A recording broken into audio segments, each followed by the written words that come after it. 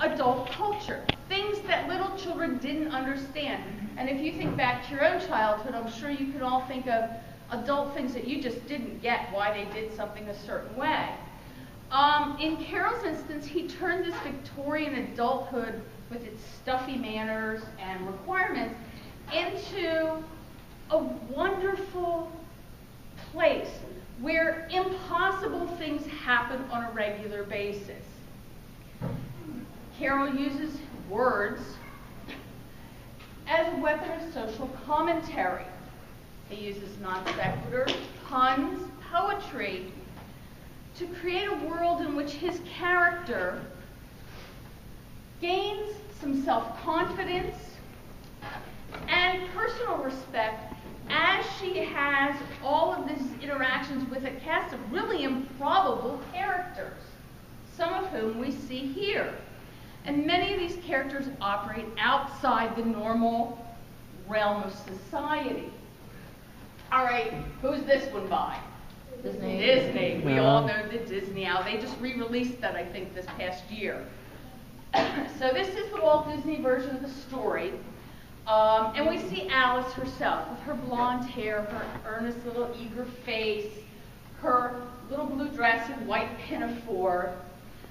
She's the eternal ingenue, that sweet young thing who the world hasn't touched yet.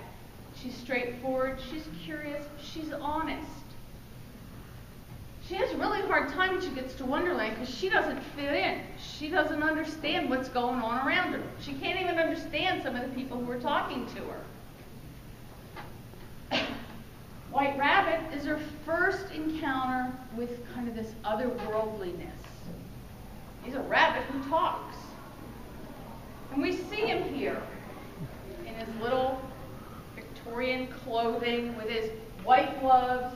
You can't see his white gloves in this one, sorry. His pocket watch, he's always consulting because he's always late. His fan. He's kind of the quintessential Victorian gentleman, contemptuous of people who don't have power and groveling in front of those who do. He's secretive, he's conventional, he's very prim and proper. But he captures Alice's imagination because she can hear him talk. And what does he say? I'm late, right? How many of you ever heard a rabbit say that? Would you start running after somebody like that? And of course we know she does. She chases after him and falls down that rabbit hole and has an adventure. Some of the creatures she meets, the Cheshire Cat, who's always amused and seems very detached from what's going on around him. The caterpillar, hookah smoking. How many of you have done hookah here? Okay, you know you can do that here, right? The hookah smoking caterpillar who basically says to Alice, "Who are you?" Exactly. I get that a lot. The Queen of Hearts, who ultimately becomes Alice's guide in Through the Looking Glass. And of course, she's accompanied by Anime's favorite, a little soft furry friend, in this case Dinah, her cat, is who she's chasing after also. So she goes on this great adventure. Now, as I've said, Alice has been really popular for more than a century. A century and a half now. We see her in sculpture. Anybody know where this one is? Central Park in New York, exactly. Films. How many of you have seen, what are we up to, 6? Resident Evil 5 or 6 now, right? Where our main character is named what? Alice, and she goes down a big rabbit hole and finds some not so nice creatures.